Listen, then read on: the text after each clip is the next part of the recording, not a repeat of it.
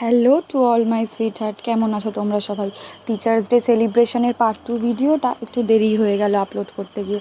ওরা দেখো বোর্ডে কী সুন্দর করে কেকটা এঁকেছে আর হ্যাপি টিচার্স ডে লিখেছে। আর এটা ক্লাস টুতে এরা সবাই ফার্স্টে আমাকে হ্যাপি টিচার্স ডে একসাথে বলেছে। এখানে না আমরা সবাই মিলে সেলিব্রেশনটা করছিলাম এই রুমটাতে।